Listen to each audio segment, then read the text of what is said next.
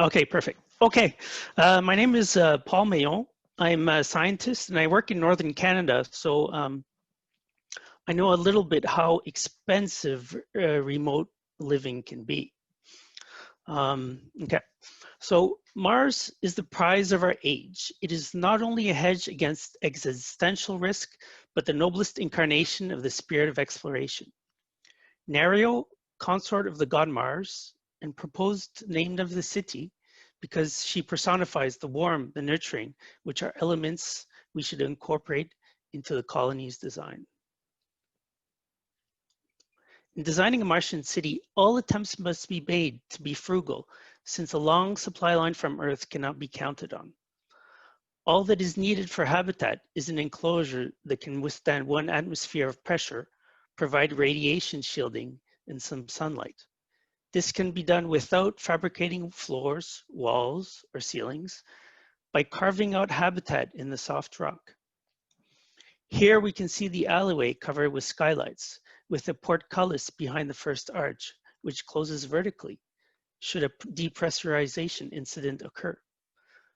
On the right of is a black enclosure, in which is found an emergency pressure suit for those who are caught in the section during such an incident. In order to make habitat extremely cheap, say 1 or 2 orders of magnitude cheaper than what's on Earth, it is necessary to find a location with soft rock that could be carved out with less of a mining toolkit than the basalts which predominate most of the surface. The Rubin pillar mining technique could be used with epoxy rock anchors if necessary.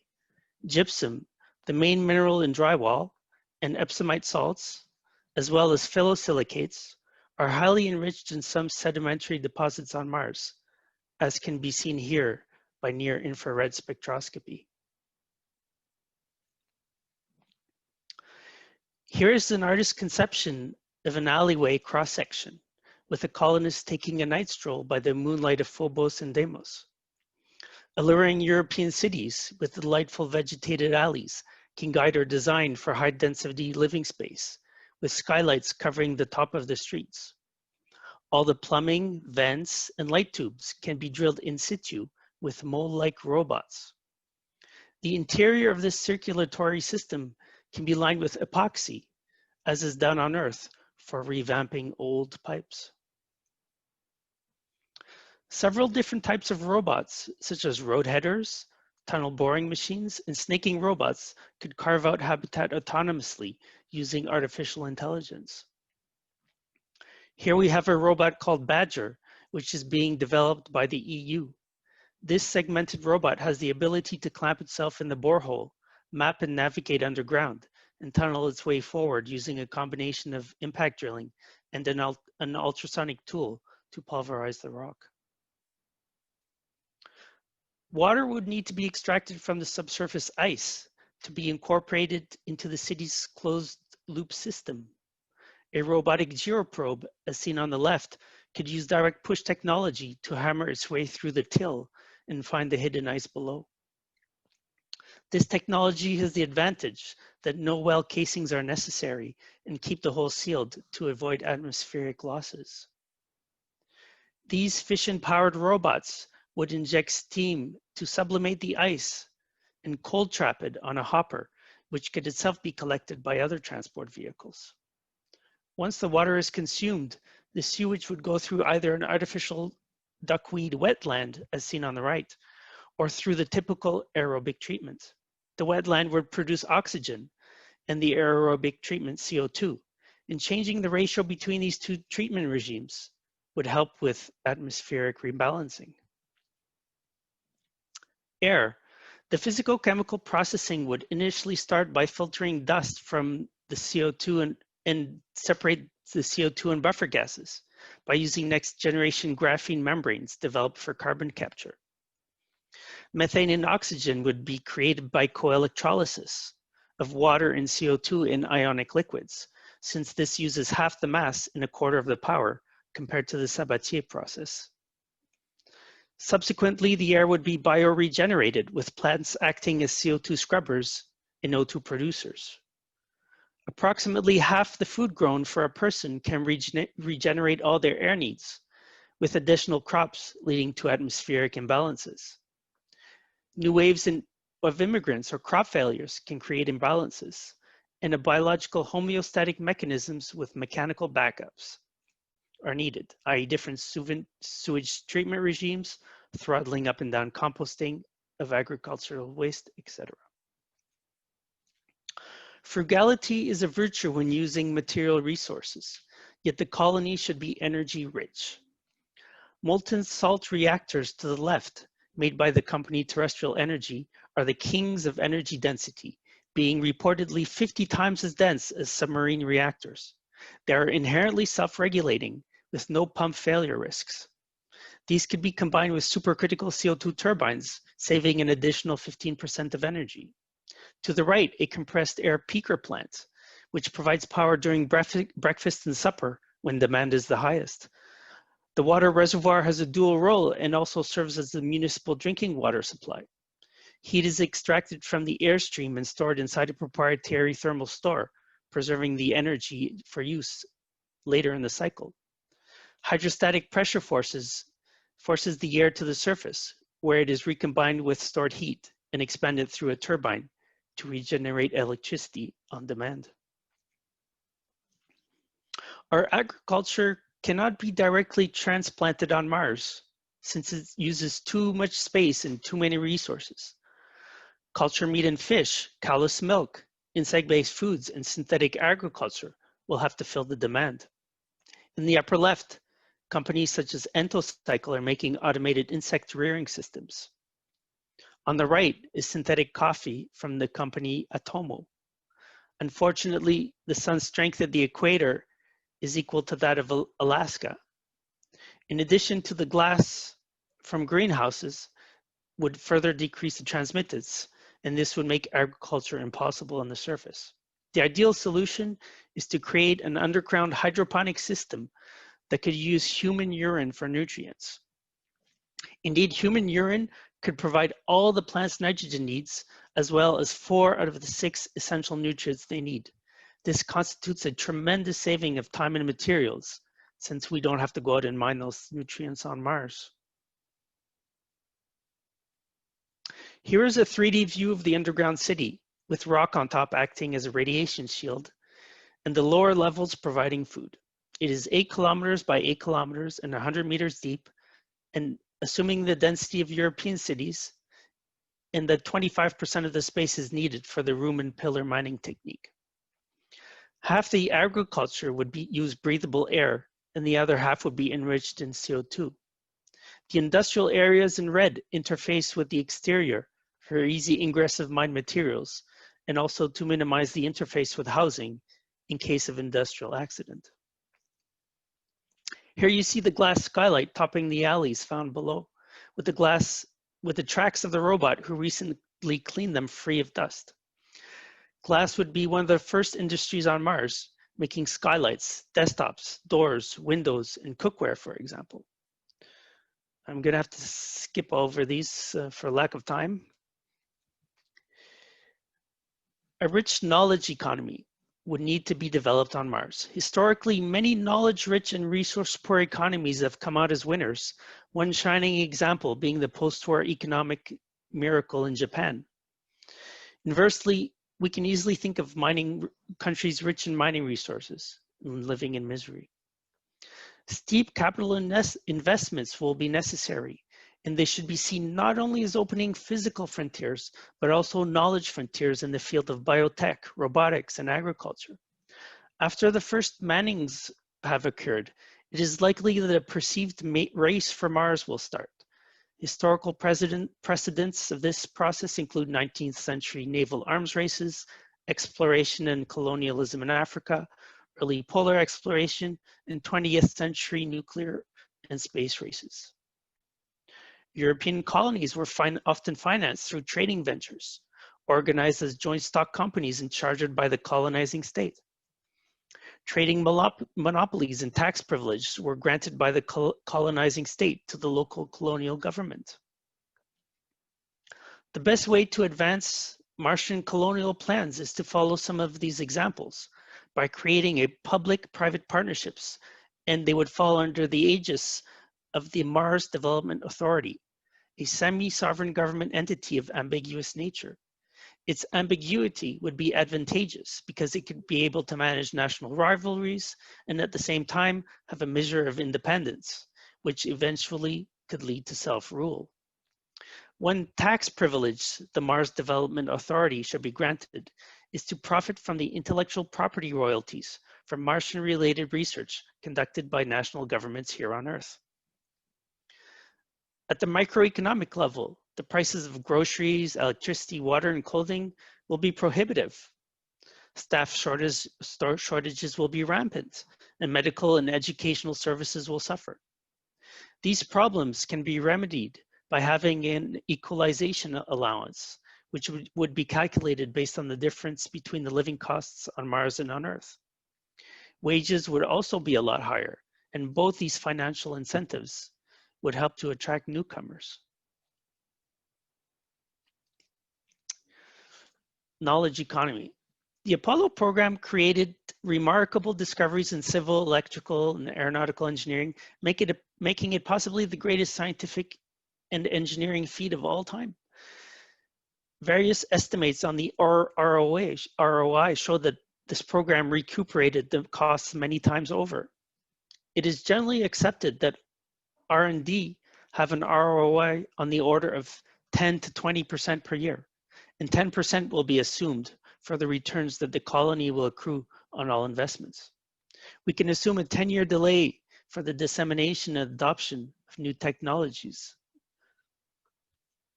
To the right, an order of magnitude net present value for the Mars Development Authority. This metric is considered more useful than ROI in measuring R&D returns. Assuming public opinion and government mobilization in the mid to late 2020s, intellectual property profits should overcome costs by around 2040. Cost timeline here is copied from the Apollo program. Knowledge economy. Innovation is an essential condition for the economic progress and a critical element in the competitive struggle between companies, nations, and soon planets. The classic example of radical innovation is the adoption of steam power in the 19th century. It depended on several factors: the fall of the cost per horsepower as engine sizes increased, high pressure engines were developed that required less coal, and improved railway and locomotives, and their usage increased from 1825 onwards. These trends were mutually reinforcing.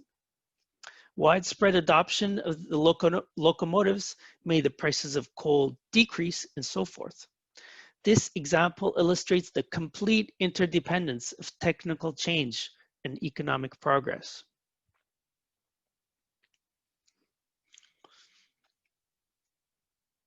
I would like to start with a historical example. In the 1840s, Germany was underdeveloped compared to the UK, and this was recognized by the Prussian government. They adopted what today would be called a national system of innovation. The Prussian response was to create one of the best technical and educational systems in the world, the Goethe Institute. They went on to sneakily acquire British machine tools, reverse engineering them, poach machinists. Historians consider these actions and educational advances as one of the main reasons why Germany overtook Britain in the latter half of the 19th century. Industrial leadership can quickly change from one country to another. After World War II, many American companies switched their R&D to European subsidiaries, enriching these countries as a consequence. Economists agree that public expenditures should be focused on 4 areas: fundamental research, diffusion of generic technologies, supporting industries with companies too small to do R&D, and information services, such as libraries and databases.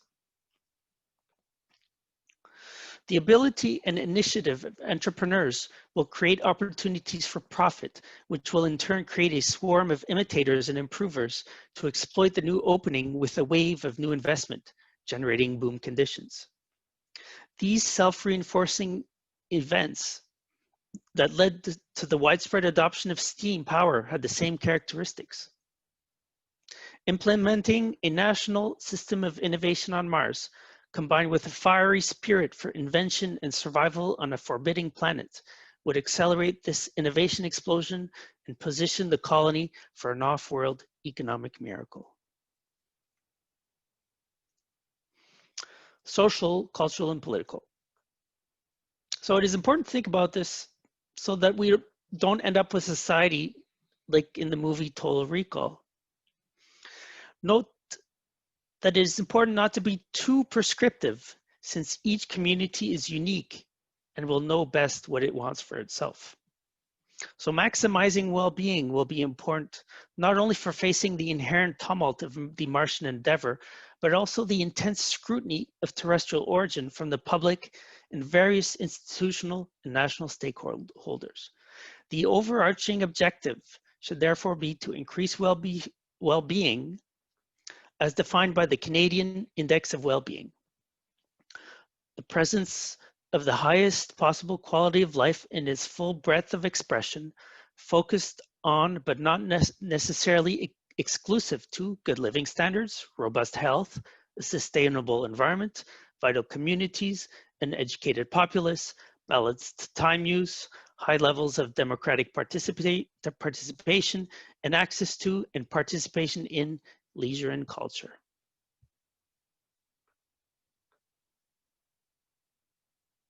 One, social well-being.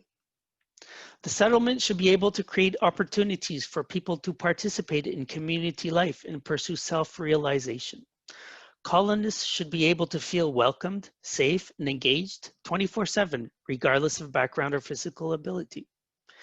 Individuals should have access to support facilities and services daily and during moments of need.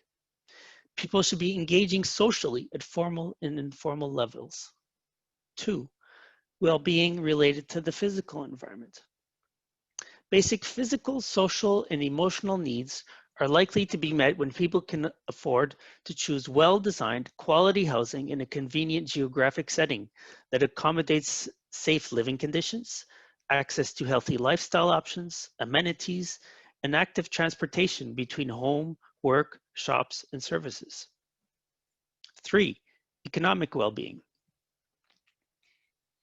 People of different income levels should be able to afford a high quality of life. Each neighborhood should be able to offer people economically accessible opportunities to satisfy the everyday life needs, including habitat, food, recreation, healthcare, mobility, and education. 4, cultural vitality and well-being.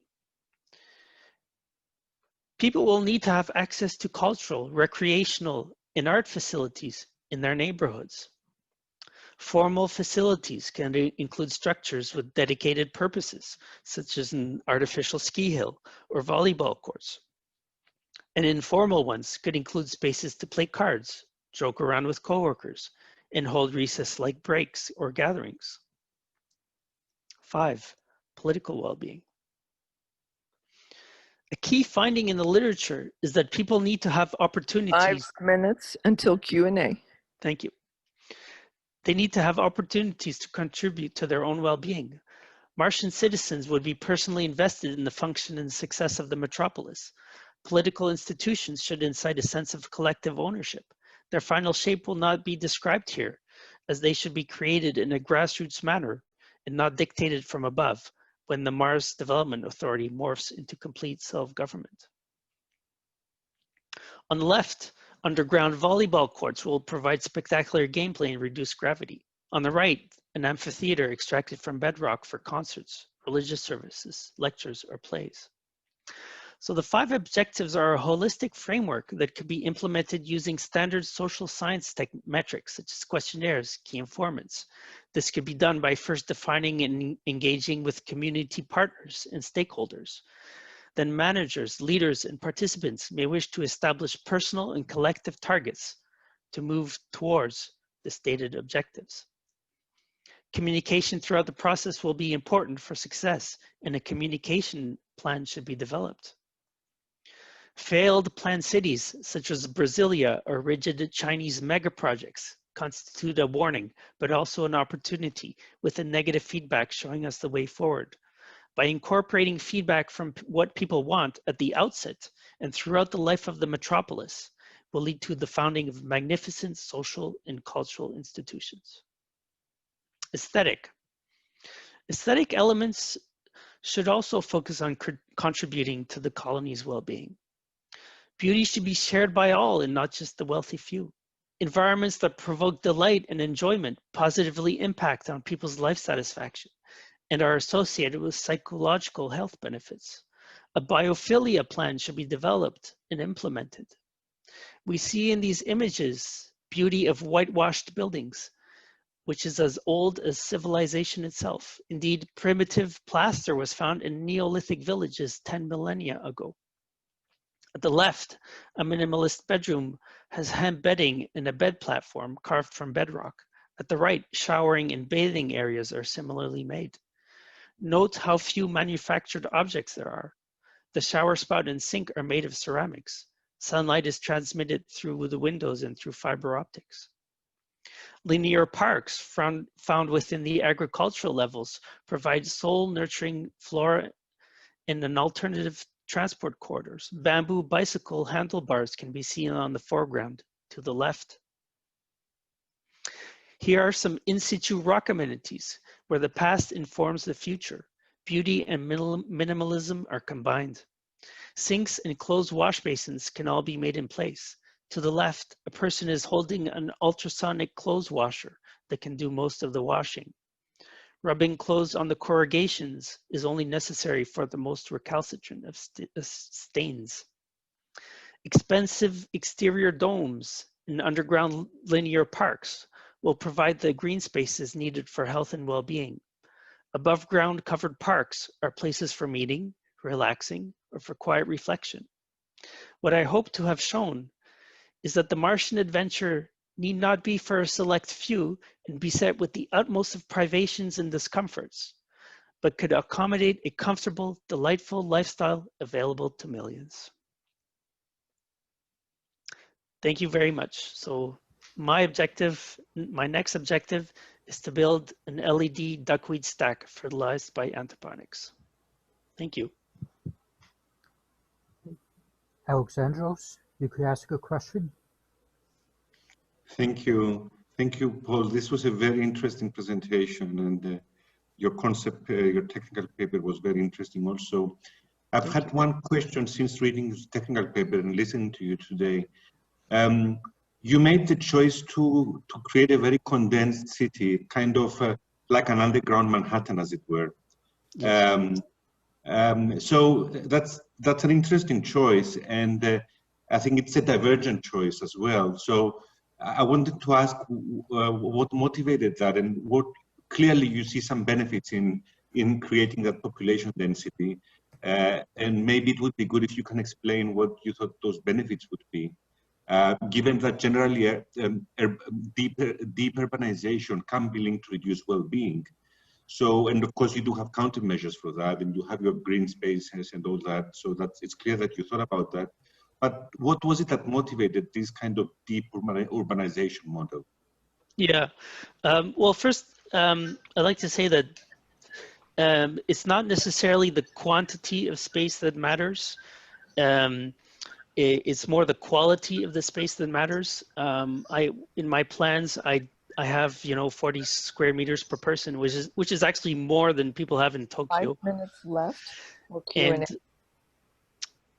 And the main motivation to keep it dense was also to keep the price down. So the lower the price of living, the more people can come and flock to this great Martian adventure.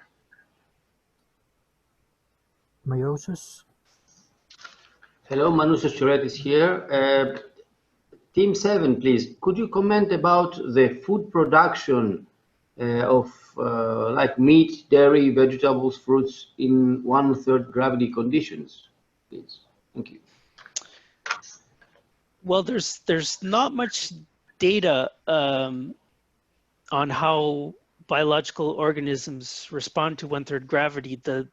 What we do know is that plants do respond well to 1/3 gravity, so plants should be okay. I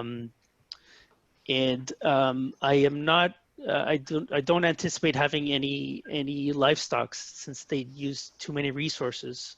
Most of the what I was thinking of is meatless laboratory grown meat, and also you know, milk made the same way, and fish also. Kyle? Kyle, you can Yep. unmute. So I noticed that you had your decision to kind of ignore solar almost, I mean, entirely, and you opted to use your underground grow rooms. Can you talk about why you made that decision, and maybe why we're seeing so many other presentations that are using solar? Because you said that it wasn't viable, but it seems like there's kind of a competing train of thought in this process. Yeah, so the solar at the equator, the solar radiation is about the strength of Alaska, and it would be very hard to grow stable crops in Alaska. But not only that, it would be worse in Alaska because there is solar loss through going through greenhouse glass, for example. I don't think it would be able to grow stable crops with that kind of irradiation from the sunlight. Sean? Hi, yes. Just making sure you can hear me. Yep. Great. You were talking about being able to bore out areas and make parts of homes and things that could be cut out. But as far as we understand, the material that the sand and dirt can be very unhealthy to humans. What would you do to stop that from getting in lungs and such? Well, the habitat would be carved out autonomously, you know, with robots using artificial intelligence. So there would be no people there during the let's say mining part of it. Afterwards, what I propose is to have an epoxy coating to all surfaces, the walls, the floors, and also the pipes, and etc. So that would prevent any dust exposure. Do we have any other questions? Yes, please. May I? Go ahead. Thank you very much. Good presentation. So did I understand it correctly that are you exporting knowledge or intellectual property as the main export for revenue, or was it something else? Yes, that's correct. Knowledge and IP, because Mars will constitute a crucible, a place where very difficult and intense R&D will have to be done in order to survive, and a lot of that technology will be able to be used on Earth. And people think, well, you know, technology evolves normally on Earth. Well, you know, sometimes it doesn't, and sometimes you need a catalyst. Time is up. Forward. Thank you. Thank you very much.